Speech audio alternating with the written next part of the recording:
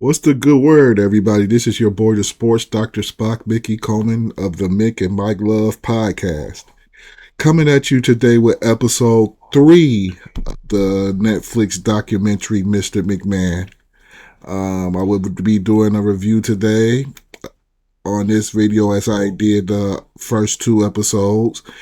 And I will also do episodes 4, 5, and 6 eventually.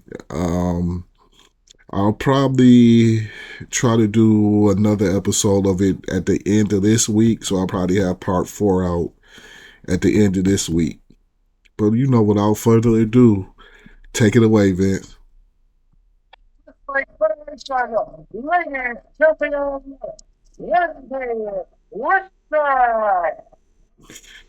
This episode is actually called Screwjob.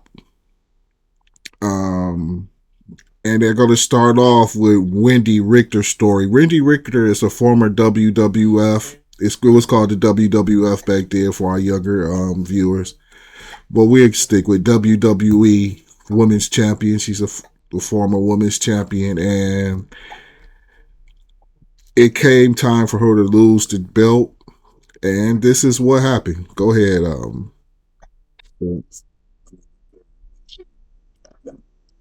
It was fine for a while, but Wendy had become a problem, as I recall.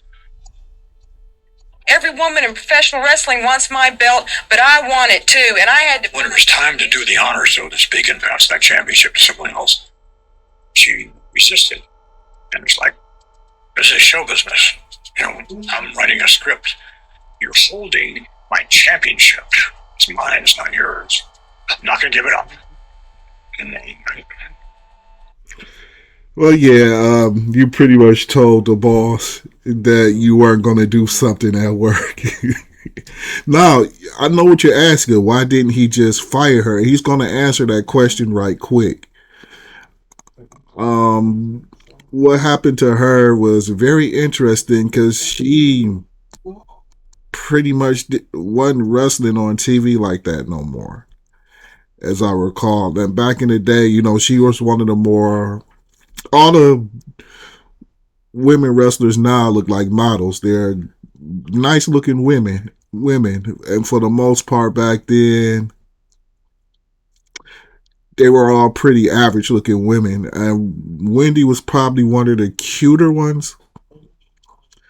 Back in that day, especially in the WWE, in the mainstream wrestling world, Wendy was one of the more stylish ones. She had the wild 80s hair and the crazy 80s outfit with the 80s sunglasses, and they even had her working with Cyndi Lauper. They had Cyndi Lauper back then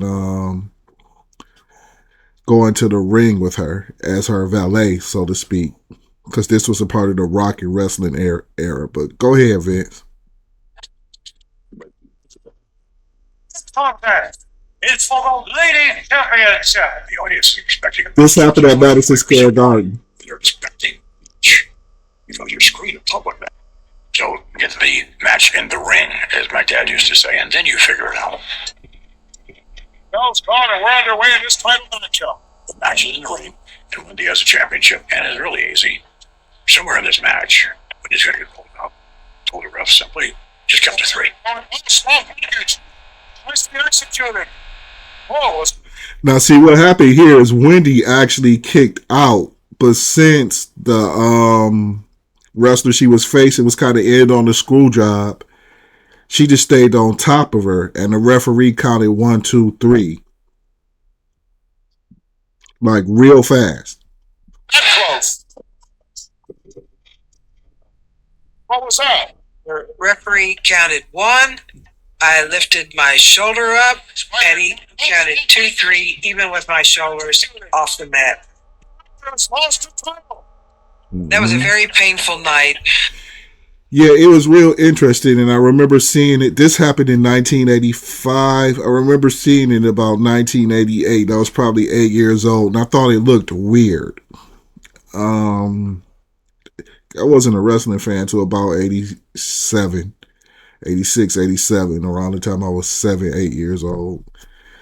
And once I became a wrestling fan, I used to try to watch all the classic wrestlers I could. And this was about 3 years old by the time I saw it. And I saw it, and I remember watching it. I was like, that looks really strange as a young boy. And, well, I'll let her tell the rest of the story. Go ahead, Wendy. My dreams were completely shattered. I was humiliated, and it was on television. I didn't care. I was like, with the public being it up. Or, oh my God, it really wasn't a fair count. My answer to that is, it's not fair sometimes. And, I don't fight fair. There's a saying in wrestling, it's nothing personal, just business. And that's... Yeah, nothing personal, just business. But what happened here is that the Fabulous Moolah was in on the school job, and I believe the Fabulous Moolah trained Wendy Richter. So it was kind of personal. You basically had her mentor in there to school her, but Moolah was one of the more famous women's wrestlers at the time, so it makes sense to give her the championship over Wendy, who I guess was pretty, hot back then. She was, a popular women's wrestler because she was the champ. But I guess, nobody is more known in women's wrestling, especially back then, than the Fabulous Moolah. So it was the logical choice for Moolah to have the championship belt if you just had to take it off of Wendy. That's what Vince McMahon is. He's a businessman. When they came back to the match, she looked at me, bowed her head, and walked out. That was the last I ever saw Wendy. But for me, there's nothing personal. This is business. And there's nothing I wouldn't do for our business. All right, that's how it started. And after that, you didn't see a whole lot of Wendy. I saw her after that on POW. I think it was Powerful Women of Wrestling as a host or an announcer. I never really seen her in the ring like that. I don't even know if she ever, well, she probably wrestled a little bit on the indie circuit, but I've never really seen her on TV wrestling. I used to see her as an announcer, and even in 88, 89, she still dressed pretty stylish, was a pretty stylish woman, and was still one of the better looking women's wrestlers back then. All right, now it's going to go in to his trial and what happened during the trial.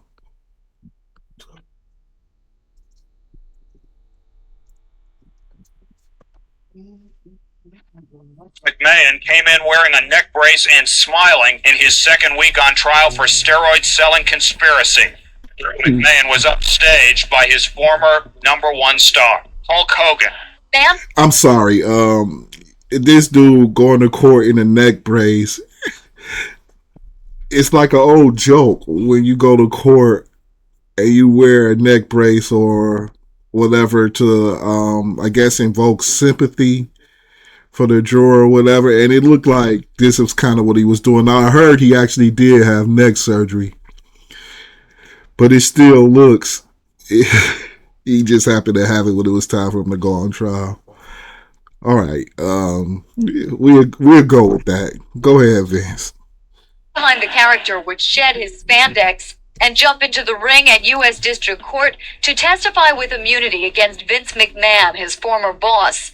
This was to be the main event in the prosecution's conspiracy case against McMahon. It was time for me to testify. I walked straight across the courtroom. And as I walked by, there was Vince McMahon sitting there. That's Hulk Hogan talking. At each other's throats at the time. The feds just thought that this is the perfect opportunity for me. Throw dirt on Vince and all of a sudden run wild with the wrestling world. When testified, and I think they were shocked. On cross-examination, a power slam by the defense, Mr. McMahon never ordered or directed you to take steroids. Never. It was your personal choice, definitely. Did he imply that wrestlers should use steroids? Never, Hogan answered. One of the last times I talked to Vince, and months and months and months since we talked, one of the last things I said to him, brother, I said, we go all the way up together, we go all the way down together. Don't forget that. As far as, Hulk Hogan on the stand. Hold on a second, Mr. Meltzer. That's David Meltzer getting ready to talk. The government thought they had Vince. They brought Hulk Hogan in pretty much to shit on Vince, and he kind of switched it around before you guys, because Hulk Hogan doesn't have the best reputation for being honest. If somebody ever had Hulk Hogan to actually speak for them, it would probably be wise to make sure you know what he's gonna say. Because he actually kept Vince from going to Vince. I think would have went to jail if they would have said if Hulk Hogan would have said what the government wanted them to say. Go ahead, David. This is David Meltzer of the Wrestling Observer. And I can tell you that the government was very surprised. I could see the faces on the prosecutors. This is not what we were expecting. Because Hogan totally backed Vince. Did the government know what you were going to say? No, I wouldn't tell them. I just said, I'll say whatever you guys need me to say. Just told them what they wanted to hear at the time, but I knew what I was going to say. I was going to tell the truth. He didn't sell steroids. He didn't tell people to take them. All the stuff they said about him was not true. He was crafty in terms of giving the government what they wanted to a certain extent, but not what they really wanted. They really wanted someone to say, Vince McMahon told me to take. Hold that thought for a minute, Bruce. That'll be Bruce Prichard, a long time on and off WWE executive. I believe he's the executive director of the WWE right now. I tell you a little bit more about Bruce, I believe on the first episode of my reactions. He saved Vince basically from going to jail. And I also don't believe that he sold them steroids. Because it was he didn't need the money. They worked for him. So he didn't really need their money. So I don't think it makes sense that he actually sold them steroids. But rather he encouraged them to take it. Who knows? Who knows the truth about that for real? But I honestly don't think he actually sold them steroids because it don't make sense. Go ahead, Bruce. Steroids. They even called me. This is Tony Atlas. Out against Vince. They asked me, did Vince encourage you to use steroids? I said, no, I was using steroids before I met Vince. He let us do it, let's put it that way. Mm-hmm. But he didn't sell it to us. There was a strong influence to take him just based on common sense and realize that all the guys that are on steroids are the main event guys. But Vince telling me or any other wrestler to take steroids, I never saw it. Wants it to be known. Vince isn't. I kind of believe it now because Brett said it, and Brett seems to be pretty honest. For the most part, you have a lot of people that disagree with what Bret Hart says, but they don't really call him an intentional liar. And that was a direct question, and he answered it. I didn't see it. So I kind of believe Vince probably never forced them to take steroids, in my opinion, just because it came from Bret. Now, Hogan, you never know. Kind of comes out of the Hulkster's a great storyteller, bro. That's all I say. Take it away. Going to someone and go, hey, you go on steroids. But would he say, hey, you need to work out harder, thinking they'll go on steroids? Who knows? I wasn't guilty of anything. Didn't change the fact these bastards are coming after me for no good reason. So naturally, I'm concerned. This is my liberty. And when you're about to hear the verdict, it's like, holy shit. That's a moment you'll never forget. That's a moment whereby my life is about to change. World. Yeah, this is the verdict. verdict day, they have the court drawings of him sitting there looking straight ahead with his neck brace on. This neck brace is fucking me up. I can't. I ain't even gonna lie. It's tripping me out. Him with this neck brace. It's just hard to believe. But go ahead. Wrestling Federation head Vince McMahon allowed himself just the slightest expression of relief as the verdict was read. The verdict, not guilty. Cheers from fans roared through the courtroom. An emotional hug from his wife of 27 years, Linda. I was there. The verdict happened, and it was relief. That case never should have gone to trial because they did not have the evidence to convict him. And I think they did it because they thought Vince was a bad guy. If you're a newspaper reporter, you can go after him for that. If you're going to put him on trial, you have to have more than that. If there were any doubters as to what the World Wrestling Federation was. So with his wife and son by his side, he's found not guilty. He's outside. Looks very happy and relieved, of course. Even with that silly looking ass neck brace on. I just have a hard time believing that because it's just too convenient that he had neck surgery right before the trial. It is all about, I think this just cleared up all of them. I remember Linda going, the case proved we didn't have a steroid problem. And it's like, no, the case proved by all testimony that most of your guys were on steroids and your biggest stars were on steroids. That's what the case proved.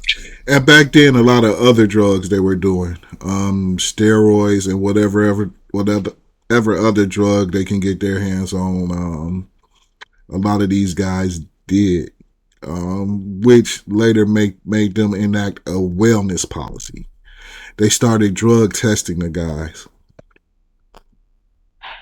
We're going to try to portray him as the good guy, but it's like Vince was the bad guy. He wasn't convicted, nor should he have been, but he wasn't the good guy. I don't know that I learned really anything. People think hard on businesses. Some people in the federal government suck. World Wrestling Federation. Vince always paints himself as the victim in this trial. And I don't think it was a surprise that he was found innocent. I don't mean to imply that he... That's David Shoemaker, author of the book The Square Circle.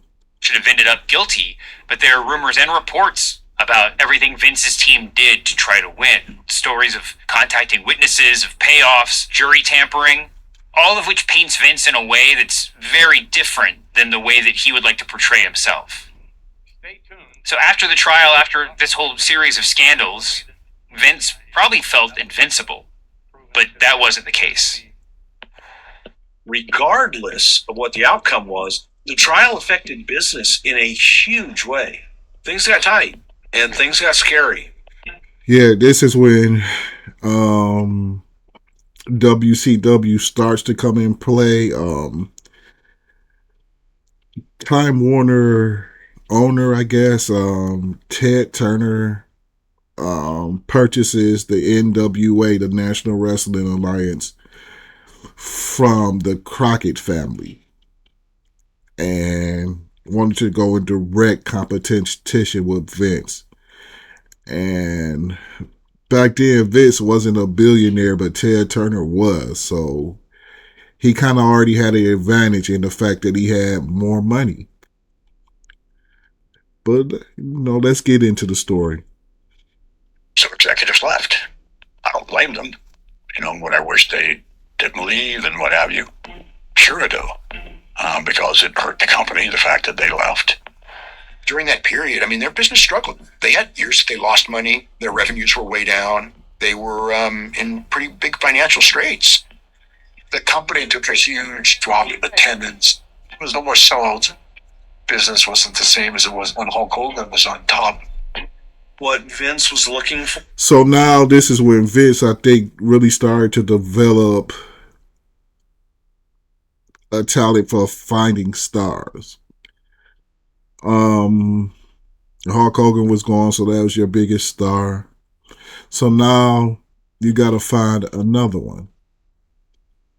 Or was someone that would replace Hulk as the face of WWE, and Vince thought it could be Lex. Well, when you look at Lex Luger, he's 6'5", he's jacked. Um, Looks like the all-American boy, kind of like how they portrayed Hulk Hogan. He's a little younger than Hogan at this point, so I think he kind of was a logical choice, but it just didn't work out like that. We did put the machine, so to speak, behind Lex Luger and thought he was going to be awesome. Let's take a look at some footage of the Lex Express. Lex was okay, but nowhere near Hulk Hogan. I know it. You know it. Everyone out there. Lex just wasn't capable of connecting with the audience. Lex was just another in a long chain of guys trying to fill Hulk's shoes. They had to replace. They had a few guys that they wanted, the Ultimate Warrior, which didn't work out. Another big jacked up guy. They put the belt on Randy Savage for a little while, but Randy was great, but he wasn't quite Hulk Hogan. They brought in other guys, like they brought in Kerry Von Erich. They never put nothing but the Intercontinental Champion on him, but I'm sure looking at Kerry, that's somebody that they wanted to push to the top. Problem was, by the time he got to the WWF, I believe Kerry had lost his foot. Now, you couldn't really tell because he was so good and had gotten, pretty good with working with just one foot. You couldn't really tell in the ring. But if you had watched them before, and I should have known something was wrong, he just didn't look quite as crisp in the ring, as you know what I'm saying. And of course, he wouldn't, because he only had one foot, but he was still pretty good with that one foot. Rest in peace, Kerry. Go ahead, Brett. Hulk Hogan, and the guy that pulled the sword out of the stone was Bret Hart. Go get him, champ. New generation was sort of a new era. We have new stars. We have Bret Hart. In the WWF, there is a lot of changes. We have Razor Ramon. There's only one man who is oozing machismo. We have Kevin Nash. It's the new generation. And we have Shawn Michaels. I'm the Heartbreak Kid, Shawn Michaels, Jack. I'm the man that made history. Once you knew that it was no longer sort of the Hogan era, it kind of just put a question mark on everything. Everything is kind of up for grabs. For most of us in the locker room, we got a little bit more hopeful that this was kind of anybody's ball game. Hulk's gone now. Who's going to step up? Now, these guys were friends. Some of the people that they named there, well, probably except for Brett, but Scott Hall, Kevin Nash, and Shawn Michaels were all friends, as you will find out a little bit more. They get into it. They called them the Clique. Along with Triple H, y'all might know as Paul Levesque, who's running the WWE right now, as a matter of fact. They were the Clique. And they were a big part of the new generation, along with Mr. Mark Calloway, the Undertaker, who's going to speak right now. That was the mindset. And there were plenty of guys that were waiting to fill that void. The guys that we had, the new generation guys like myself and Undertaker, some of the best wrestlers maybe ever. I was kind of proud to be the torchbearer for the new generation. There was just so many liabilities on the company at that time, and I was the safest guy. Bret Hart's not going to get busted with an underage girl in a hotel, or we found a kilo of cocaine in his bag. It seems to me that you bring a certain... So he's right, because at that time, right even before the Vince McMahon trial, it was wrestlers just going through all kinds of legal issues. Maybe not a kilo of cocaine, but they were busted with drugs, women, all kinds of assault charges going on around this time. So Vince wanted to clean it up a little bit, and Bret has a clean image. humility. That's why I've been saying we're going to make you champion for a long time. And you can hold the fort while we deal with all these issues right now. Brett comes from the Hart family, which has produced many, many performers in the past. Very interesting family. Brett didn't have all.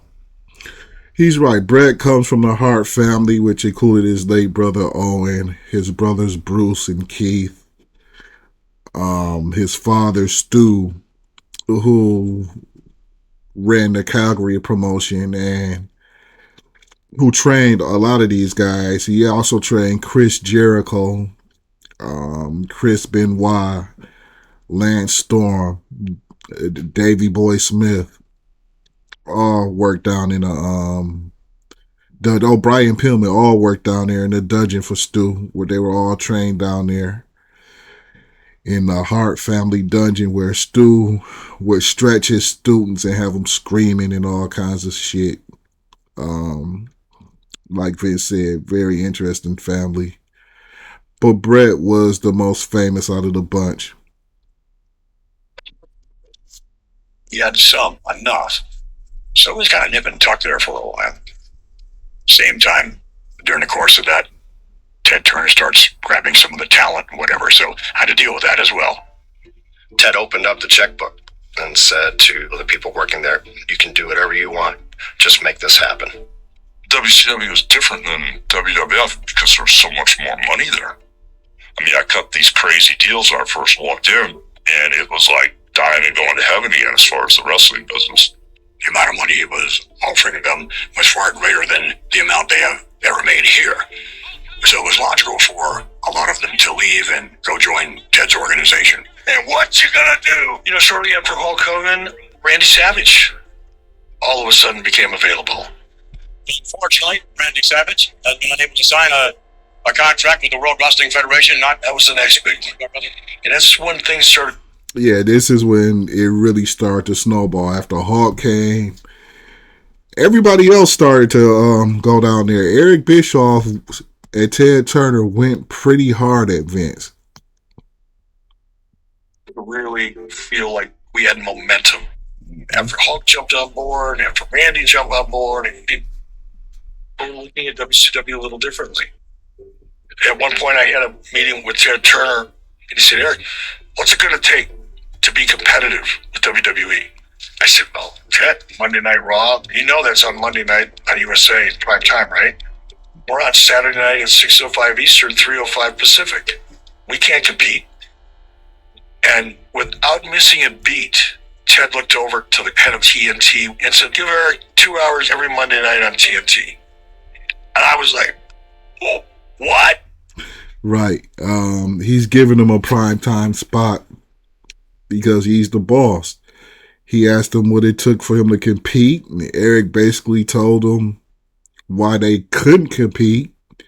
So Ted fixed it. They were going right at Vince, taking his talent, doing a live show. Wow. Vince's show was pre-recorded, and they took advantage of the fact that the show was live and Vince's show was pre-recorded. Check it out. Listen. This might be a good idea. This is Ted Turner speaking. We've been on the map for so long. We have been hammer-locked, sucker-punched, beat up, jumped on, stomped out, the chairs broken over our heads, all the wrestling stuff by Vince for so long. Yeah, I just thought we'll just go head-to-head with him and see how it goes. We'll get in the ring with him. As soon as I heard they were going head-to-head, that was like, ooh, we're in trouble. I don't know what's going to happen now, but it won't be good. Or we're going to put us out of business, quite frankly.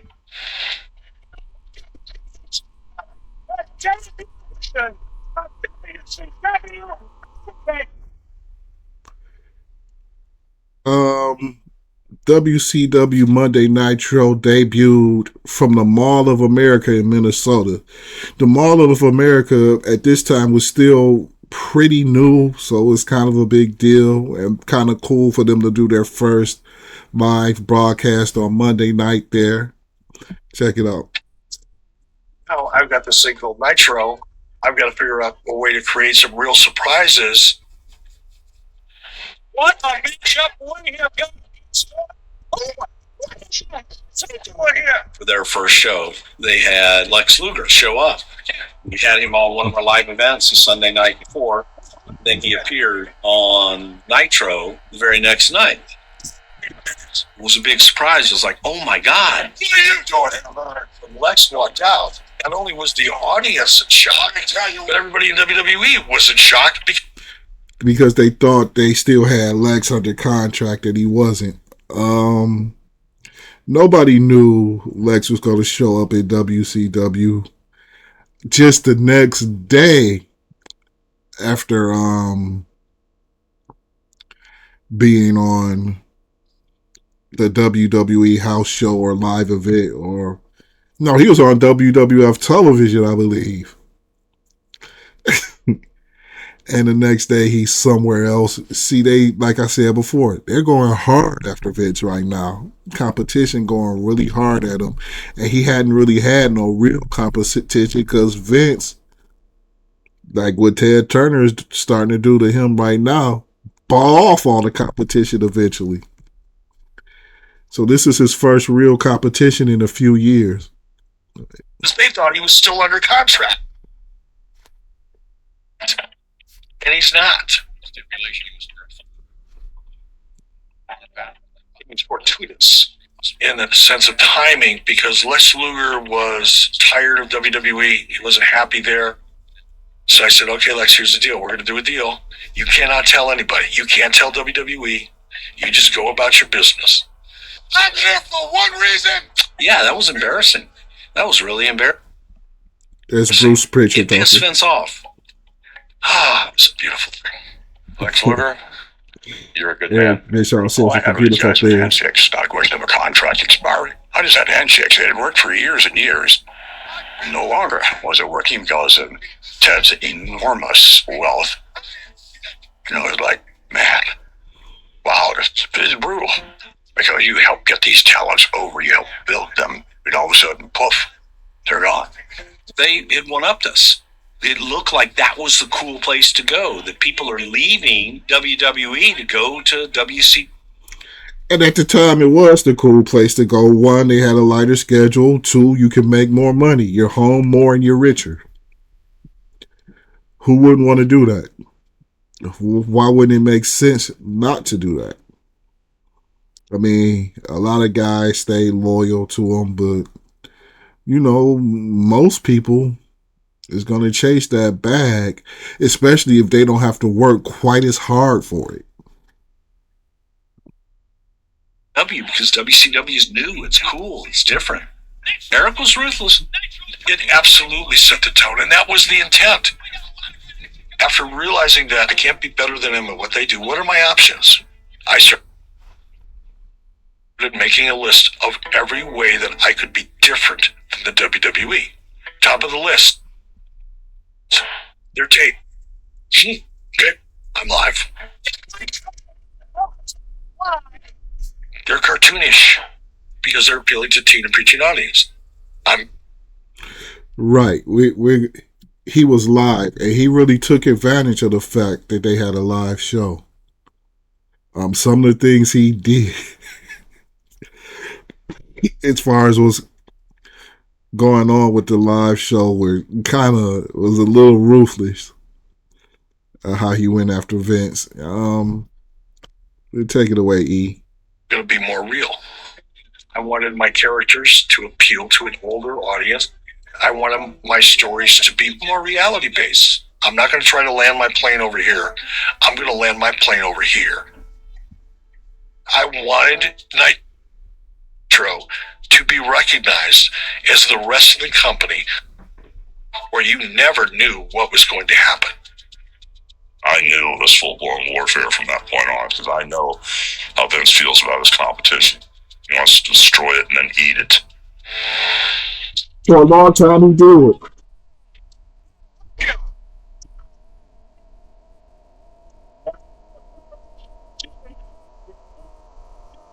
I had live TV now, so I had the ability to do things that my competition couldn't do. That gave me a really strong tactical advantage. At that time, Monday Night Raw was still being taped. And the results of those tapings were public because there were 5 or 6 or 7,000 people in the arena. As soon as our show would open up, I would say, "Hey, we're live and anything can happen." And like those other guys. And see, back then I used to still be a WWF or WWE fan, so I would go back and forth. I would flick back and forth, or whatever show was better at the time is where I would spend most of my time, but I was still kind of flick. But Eric sometimes has something for the flickers like me. He do some shit. Listen to how he handled us flickers. Zach, don't even bother watching that show because here's what happened, and I would give away the finishes. Yep.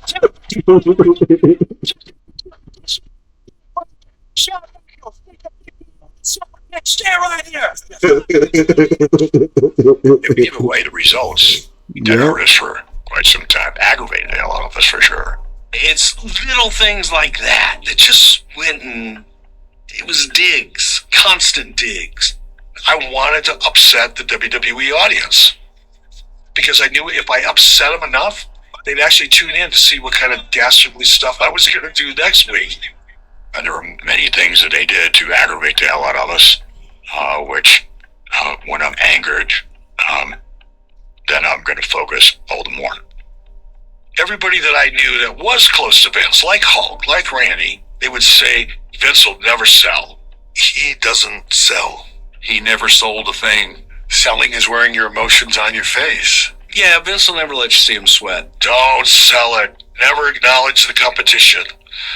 And the more people would tell me that, the more I would go, watch. I'll get him. Eric would bring out our former women's champion with our championship. Oh, this was cold-blooded right here.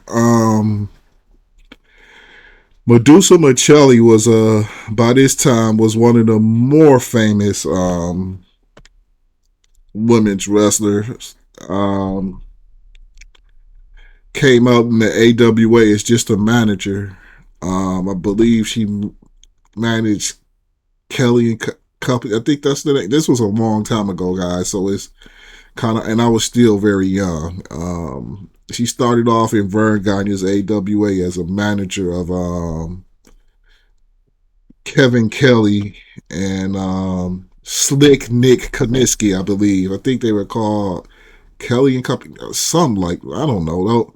I don't remember. So I'm not even gonna say that because I don't remember for real the name of the tag team, but I do remember her managing Slick Nick Koniski and the wrestler Kevin Kelly, not the announcer. These are two different guys. And she was the AWA Women's Champion too, I believe. I think she was. She was the AWA Women's Champion and later became the WWF Women's Champion here as under the name Alundra Blaze. Now, she probably got a chance as the Women's Champion to go over the WWF Women's Champion to go over to WCW, and she did it with the championship belt.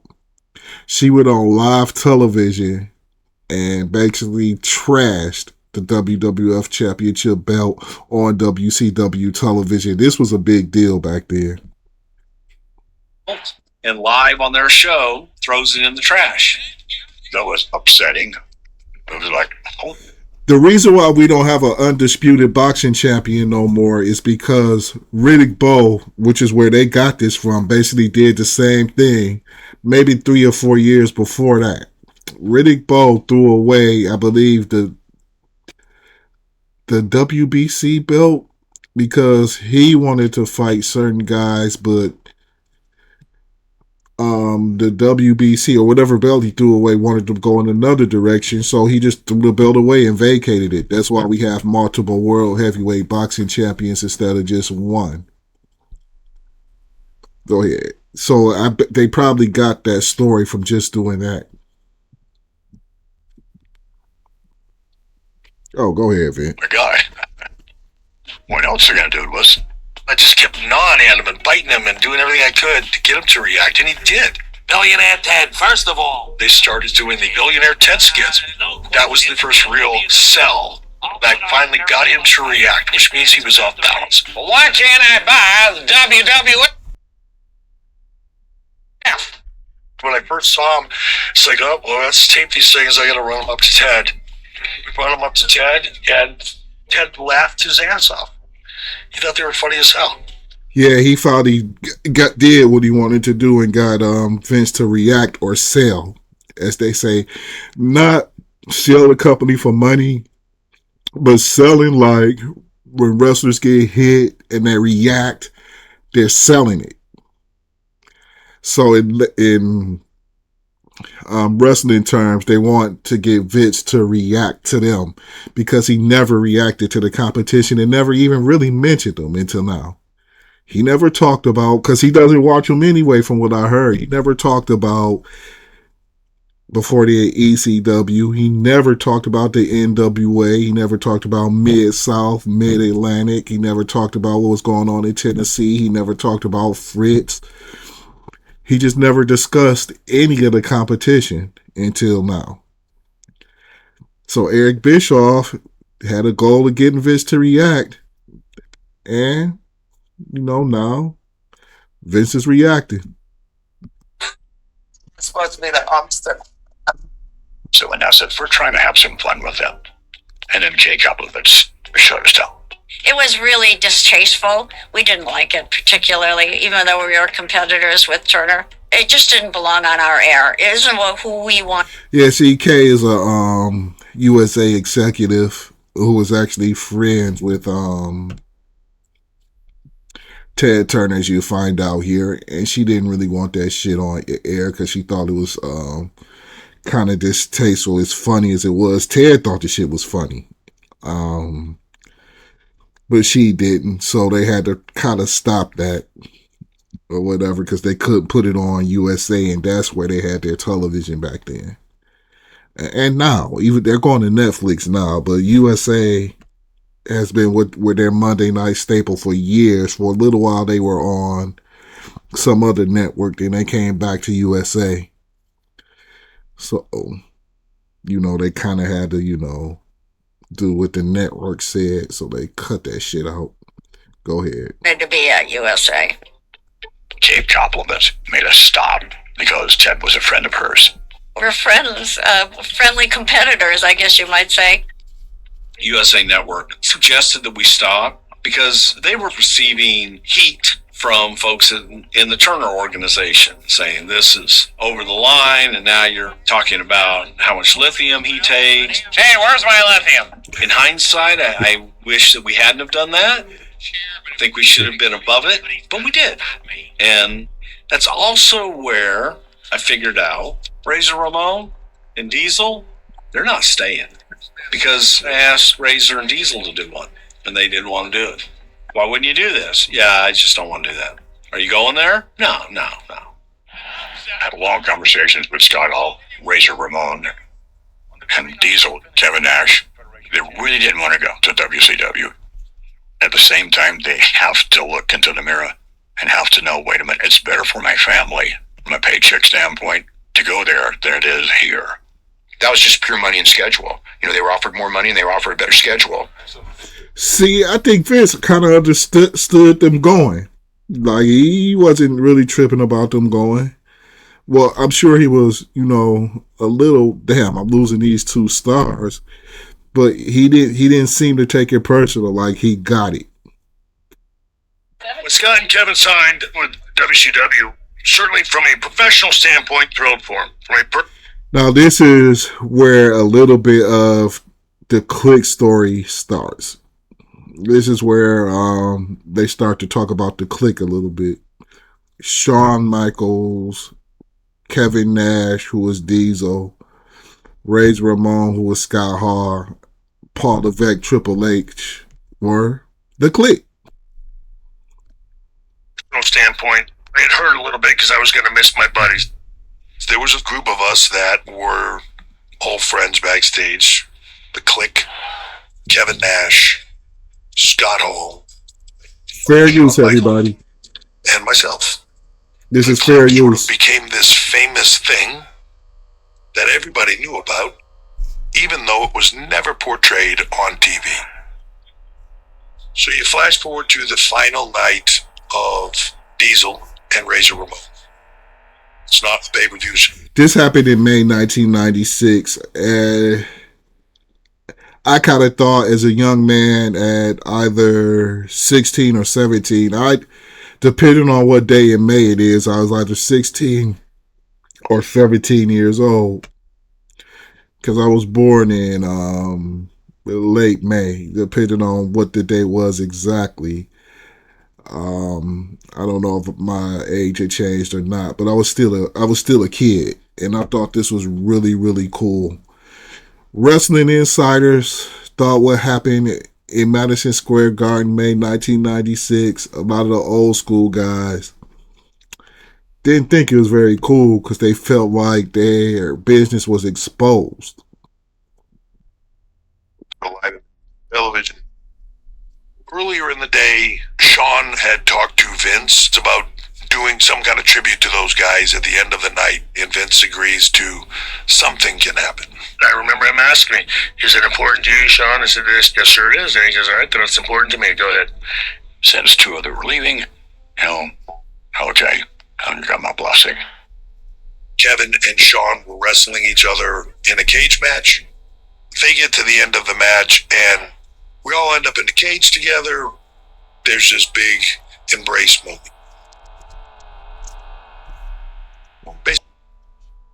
From an old timer, sacrilege to have rivals do that and to just let everybody know, hey guys. Yep. Right, they all hug and embrace. That's the last time they're going to be in the ring together for a while. Because Scott Hall and Kevin Nash decided to go down south. So everybody felt like the business was exposed, like I said before when I paused it. Well, show's over. We really love each other. Everything's good. I was actually there. I was at the Garden that night. I'm sitting there in the audience like, what is this? I can't believe they're doing this. My dad's going to be so mad. Part of me thought it was a little bit cool, but part of me was like, oh, I know how wrong this is. To anyone of my age, it was cool. But to your older generation of producers and wrestlers, it was the cardinal sin. I wasn't there that night, but I was with the company. And I got thoughts on that. This is the Undertaker. What are your thoughts on that? I didn't like it. But they killed wrestling that day. That was when wrestling wasn't real anymore. When we pulled the curtain back and said, this is how it works. That was the unveiling of the new direction in wrestling would be. It's not wrestling anymore. It's entertainment. When they came back out of the ring, well, there were a number of performers other than them who really hit the roof. Like, I can't imagine it was what we call a kayfabe type situation. So if you go back to the way the business was. That's my brother Linnell. He's sitting right here chilling with me while I'm doing my reaction videos. You want to say hi to the people, Linnell? I'll do it. Say hi. Come on in here. Say, close your robe up, Neil. You don't want to show the cash and prizes. Just say hello. Say hello in the mic. Yeah, into the mic. That's the microphone. Uh-huh. All right, you can go ahead and sit back down. I ain't gonna bother you no more. I just wanted the people to meet you since they saw you. All right. Like they said, the old timers didn't really like it. Bret Hart said that they actually killed the business, and not so much because now the business is better than it is before. They actually, if you didn't, by now people pretty much knew it was scripted, as they talk about here. And they had guys expose the business before, never inside the ring though. That's the first time it happened inside the ring. But because it's been documented, like in some of our other videos. But take it away, Triple H. This thing called kayfabe. Kayfabe. Kayfabe.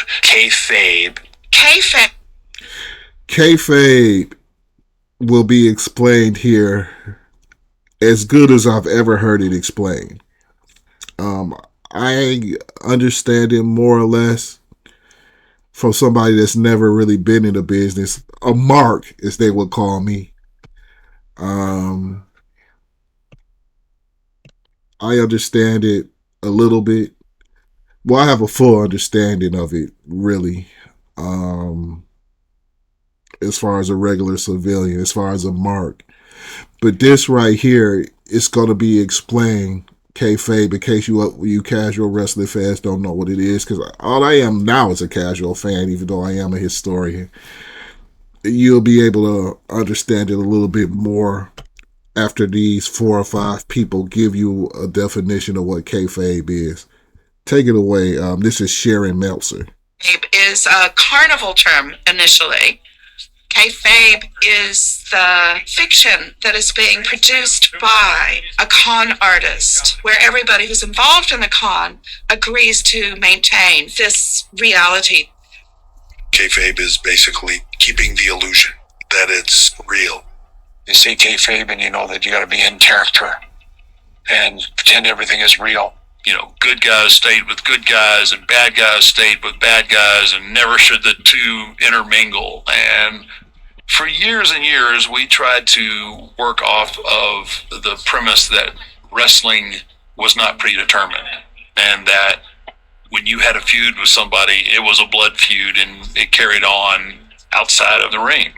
The way I came up in the time period that I came up, I lived that and I believed in that mindset. Even though I knew, like, they know that I'm a real person, I always wanted to cast that doubt, like, that dude is legit not right. He thinks he is that guy. I kind of protected the business and protected the character so much. I was just always trying to keep people intrigued. But it was becoming this antiquated thing, like everybody knew.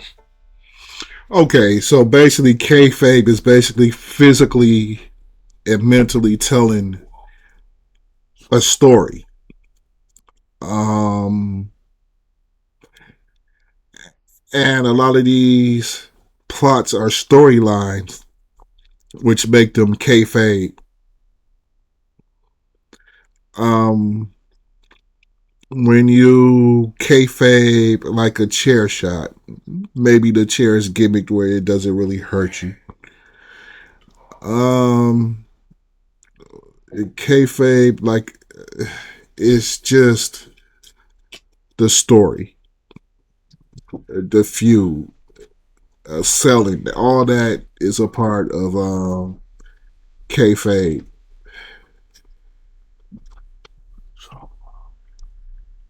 And as Triple H says here, everybody he felt like understood that everything is scripted, and that's why they did this. Go ahead. There were what were called newsletters, dirt sheets, with a lot of rumor and innuendo. So if you went to a show, people are talking about what's real and what's not. I honestly don't have any idea why kayfabe and all that was still so important. And I guess that was our point with the current call. We felt like everybody already knew then. What was sincerely meant to be just an innocent act turned into such controversy. I felt like, I don't know, was I talked into this? Was I not? You know, I let it happen. You know, at the same time, I can't let it happen again. So, there were some repercussions. Jed's gone. Scott's gone. Sean's WWE champion. Heads are going to roll, but it's going to only be one. And it's going to be mine. Somebody has to pay for that. And, you know, in that particular case, it was Hunter. So at that point in time, I was supposed to win King of the Ring, and that's all going to go away. I said, you know, Vince, the one thing. Well, yeah, but it wasn't. I think that's the year Stone Cold Steve Austin won it. So it wasn't terrible for the company that Triple H didn't win it that year. It was bad for Triple H, but it was still all right for the company. If that's the year Steve Austin won it, let's see. And King of the Ring was probably coming up in, I believe it was in June. So it was coming up when this happened. It's crazy to me. The biggest reaction of the night, by far, was that moment. The world is changing, and we're going to have to change with it, I think. And he said, yeah, but it's not right now. I got to do something. I can't just let this go. And to quote Vince, you're going to have to learn to eat shit and like the taste of it. Vince was not yet ready to adapt, to evolve into the modern age, but WCW was. Welcome back live to the first I've been thinking about this storyline in my head for a long time. Called it The Outsiders, but I couldn't. This segment will be the Outsiders, the invasion angle of WCW by Scott Hall and Kevin Nash, the Outsiders, which will form one of the more famous groups in wrestling history, the New World Order, also known as the NWO. Other guys would join later over the years. And they pretty much were the dominant faction from here into just about in the WCW closed down. Go ahead. Quite make it work the way I wanted to make it work because I didn't have the right talent for it. And now with Scott coming in and Kevin Nash becoming available, I now have the perfect cast. You know who I am.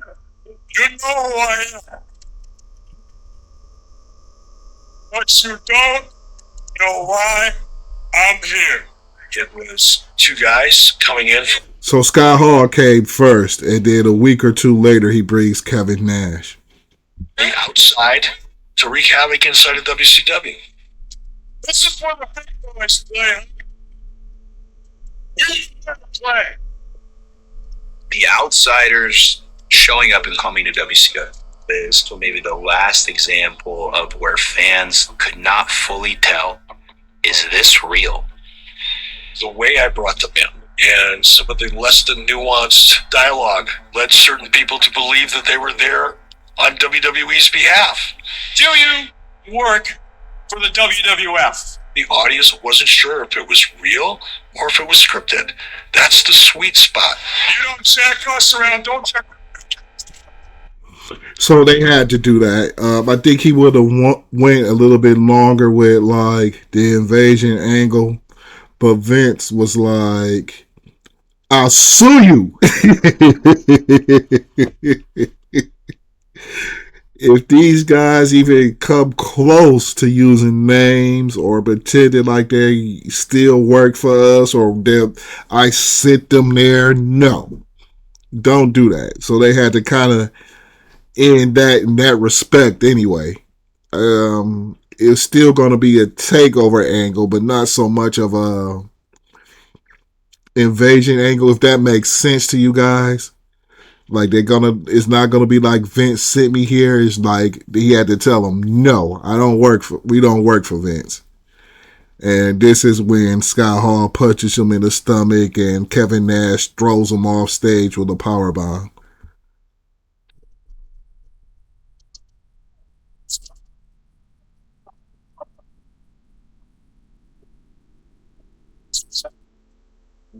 It was a hell of a great idea. Worked so well that Vince McMahon decided he had to sue us. We sued them because they were trampling on our intellectual property. They were presenting Scott Hall as Razor Ramon. They didn't say his name was Razor Ramon, but it was as close to Razor Ramon as you could get without saying, hey, Razor Ramon. You're stealing. No, that's not the right way to do business.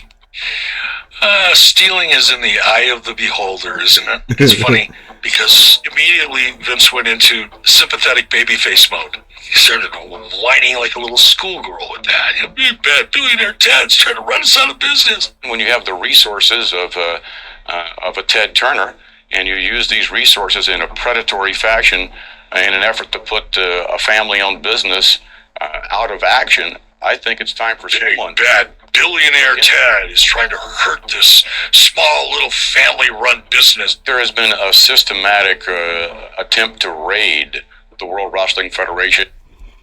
But Vince did the same thing years before. Because the NWA was a family-ran business that couldn't compete with Vince and had to sell to Ted Turner. The AWA was a family-ran business. Mid-South, shit, the Fritz, Jerry Jarrett had a family-ran business that was also 2 or 3 generations. But, you know, Vince had to do what he had to do. Of its talent. They raided our talent.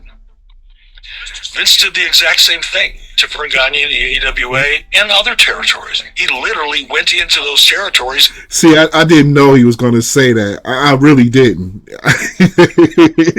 I didn't, because I haven't watched this episode all the way through, or I watched it while I was sleeping, so I went in and out or whatever. But that's just me knowing what happened. Okay, I know what happened before this. And offered their talent better deals. That is exactly the MO of Vince McMahon in 1984 and 1985. You know, he took stars that other people had created in certain parts of the country and signed them up for more money. And God bless him, he had the right to do it. It's free enterprise. But they had the right to do it too, because it's free enterprise. One of your quotes was that Turner engaged in predatory practices. Did you didn't see any similarity to sort of what you were doing in the territories? No, again, Ted's philosophy was, let's go hurt my competitor. That's not mine. I want to go compete. You didn't look at what Ted was doing as competing? Sure did. But you said that your philosophy is different than Ted's. Like, he's trying to hurt the person. Correct. Some would think it might be hypocritical for me to say, okay, I don't hurt someone else. I just do what's best for me. Yet when someone comes after me, I don't think they have the right. Sure, they have the right. Again, what I say a lot of times is totally different than what I think. And the public doesn't understand that sometimes. As a businessman, you have to throw things out there. It's not really the way you feel, but it controls thought process by doing that. Free game. Vince was actually Rick James right there on Eddie Murphy's couch.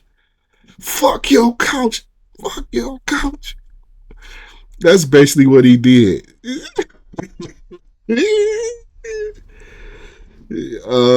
So you don't think he was competing? Of course I do. That's all he was asking you. He said he was competing to hurt. So you think he was just trying to hurt you, not compete with you? Of course I'm thinking he's trying to compete with me. What? Go ahead, Vince. Vince is going to do whatever it takes to be successful on the business side. And during the Monday Night Wars, WCW was challenging us to fight. A lot of people would tell you that when Hall and Nash went to WCW, that was the turning point. But if you go back and you really look at the numbers and you look at everything that happened, what really turned the corner for WCW was the Bash at the Beach, where the Outsiders were going to bring in the third member. Who's it going to be? I was there at the Bash at the Beach, and Scott Hall and Kevin Nash have come to WWE to almost wreck current WWE champion. Bad guys on this mission, and they were claiming that they had a third man. He's here, and he's ready. Now, who's the third man mystery is out there in the audience, right? The third man is everybody is ready. Now we're looking at 2-on-2 in this hostile takeover. This was a big deal. Because it was a huge heel turn that nobody really saw coming. Nobody. This was... We're winning. And so Hulk Hogan's coming out to make the save. When I walked out at Bash at the beach, Kevin Nash and Scott Hall ran for their lives. The roof was coming off. The hero was coming to save the day.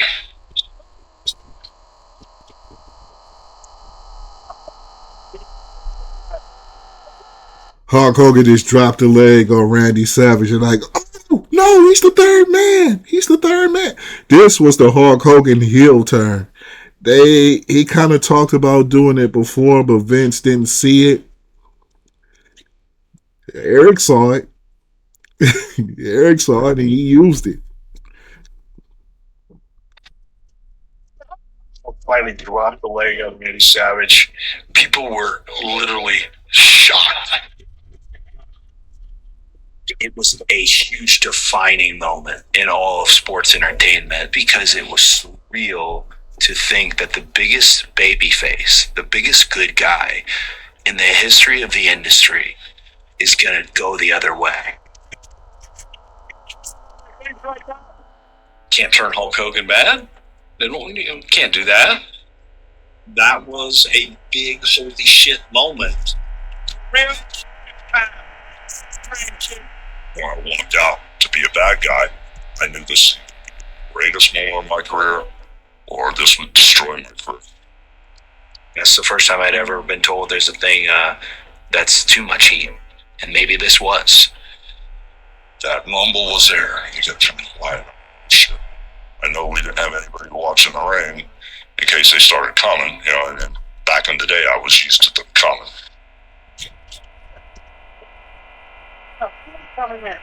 Well, he didn't last long. People throwing stuff in the ring, and booing and screaming. Yeah, the ring was a fucking mess. If you were ever to go back and watch, you can see it on the WWE Network, I believe. Bash at the Beach 1996. And Hulk Hogan's heel turn. When they did it, fans flipped out. A guy tried to get in the ring and he didn't quite make it to the ring. The ring was a fucking mess. This is exactly what they wanted. See, to draw that type of emotion, or they call it heat, to draw that type of heat means that they're selling that it's really getting through that Hulk Hogan is a really heel and people are really feeling some type of way. This was excellent. Y'all should see this ring. I recommend watching Bash in the Beach 96 if you have Peacock on the WWE Network. Check it out. There were people crying. I never seen people throwing the ring. It was the most amazing moment of my career. You want to get everything you can out of the audience. Sometimes it's got to be a little uncomfortable. And it was just a very strong punch to the gut for wrestling fans. When they made Hogan a heel, had that been something that you guys were considering ever? No. Jerry and I always thought that we would simply keep Hulk Hogan as a good guy and always be someone standing up for justice.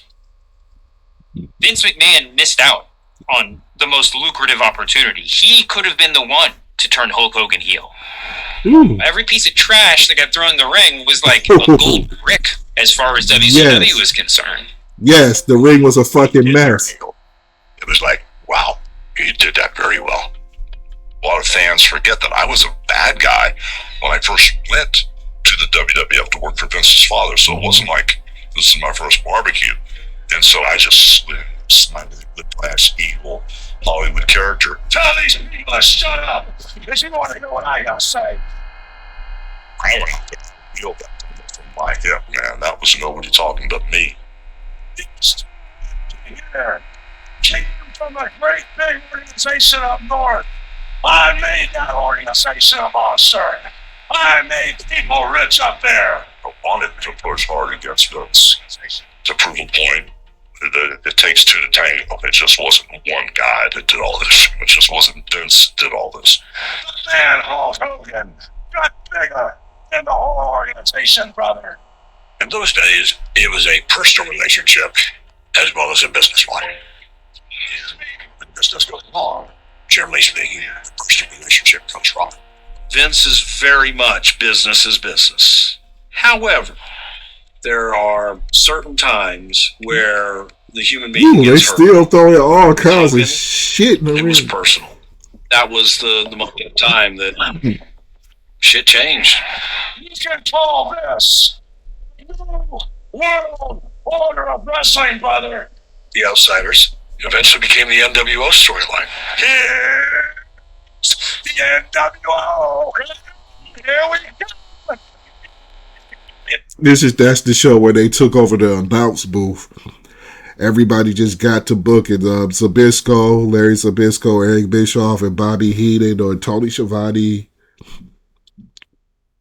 They went on about their business and they took it over. The world was coming to take over. Star Hard Kevin Nash. Yeah, take all their biggest stars and eventually become WCW.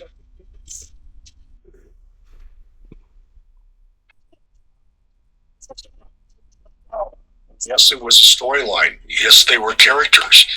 But in every sense of the word, the NWO brand was in many respects more powerful than the WCW brand. During that period of time, WCW was cool. It had the cool factor going on. I started to see WWE as less than. New World Order. It was edgy and like nothing anyone ever seen. And they started kicking our ass week after week after week. Hulk became a bad guy. Switched. And they beat us in the ratings, and they didn't look back for 83 weeks. How many weeks? 83 straight weeks. For 83 straight weeks. For 83 weeks? Was it 83 or was it 84? My podcast is called 83 Weeks. For 83 straight weeks, we were stomping a mud hole in WWE. A year and a We were half. so far ahead of them, it wasn't funny. Us to be winning, week after week after week. It became Booker T. invasive. Hoffman. We thought we were the strongest team. We thought we had the better story.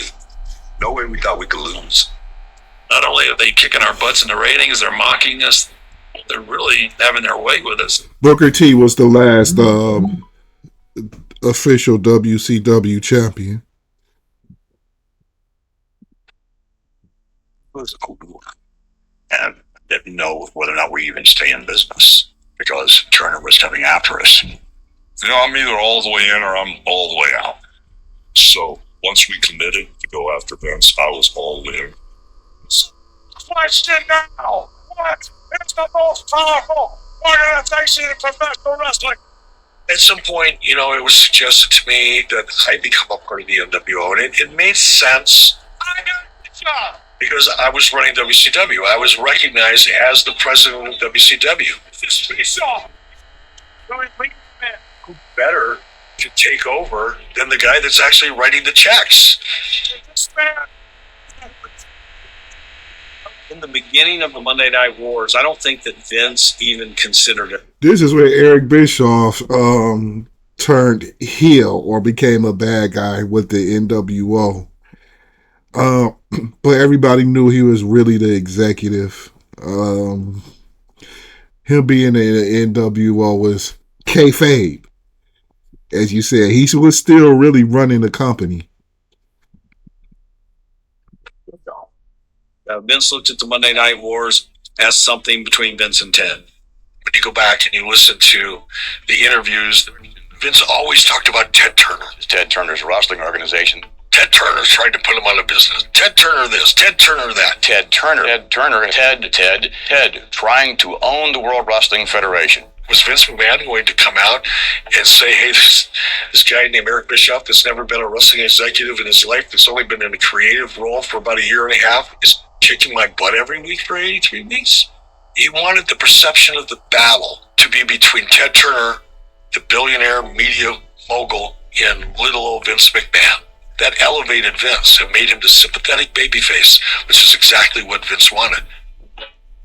Do you remember the first time hearing about Eric Bischoff? I didn't know. Well, actually, I didn't realize this. But years before, Eric had come to WWE and auditioned as a television announcer. My hero? Hulk Hogan, absolutely. The man, the myth, Well, back then, that's how Eric Bischoff started. He was just an announcer working for Vern Gagne in the AWA. Is Eric would look pretty much, and it's funny that I think it was Kevin Nash or Scott Hall once said he looks like a Ken doll, and he does. So he's made for television. And then all of a sudden he's an executive working for Ted Turner. And now they're showing his WWF audition, and Vince didn't even remember this. And I didn't get the job. I was very disappointed. Did you regret not hiring him when you saw him show up over there? Regret not hiring him? Yeah. No. You don't regret anything? I don't really regret anything in my life. Eric did everything he possibly could do, as anyone would. But everything that they basically did pretty much was a WWE creation to begin with, including when Turner took our talent that we had created. At that time, I wanted to hang on to one of my stars. So I made a deal with Brett. He flew up to Calgary, flew up to my house, and gave me his offer. Now they're going to get into the story pretty much of the Montreal screw job. 20-year contract. I owe it all to my WWF fans. I'll be with the WWF forever. This is a sign that said Vince is not going to be good. It's the wrong thing, ego-wise. It was a bad move, bad business move to try and keep Brett. How did they keep Brett? No dumbass Vince. You didn't have to just create new stars, Vince. So in any event, I have this big contract, and it's not working. So I go to Brett, and I said, Brett, look, I can't afford to pay you what I'm paying you now. My dad took Brett's contract and showed Brett where the loopholes were and said, look, you can use this as leverage to help negotiate yourself a much better deal with WCW. So Brett went for the other guys and was paid a lot of money. Bret Hart happened to be the WWF champion at the time. All my dad expected back was for Bret to do the right thing business-wise since he was leaving and lose to Shawn Michaels. Now, Bret, you have property around your waist belonged to WWE. Didn't belong to you. You didn't win it. You were granted that. I can't let you go to Turner with the WWE Championship belt. That doesn't make any sense. Bret had different ideas. Everybody felt like he should drop the title to somebody before he goes. And I don't even think Bret had a problem losing the match. It was losing it to me. Shawn was a real dick at that time. And that's just the truth. The Bret and Shawn rivalry thing, it was real and authentic. Both Bret and I felt that Vince and the WWE were kind of capitalizing on this real life dissension that we had. Shawn and Bret, two great performers, we're not getting along. Shawn started killing them. A lot of people didn't get along with Shawn in the locker room back then because he was just tough to get along with. He would threaten to have you fired. He talked to people like shit, as a lot of people said. So, And Shawn, Bret didn't really like Shawn either, like for real, didn't like him. They've actually fought on an airplane before. On an airplane, on a private jet, these fools is fist fighting. Go ahead. They would go off script, and say something personal. He's got the World Wrestling Federation in the back. Why? For his financial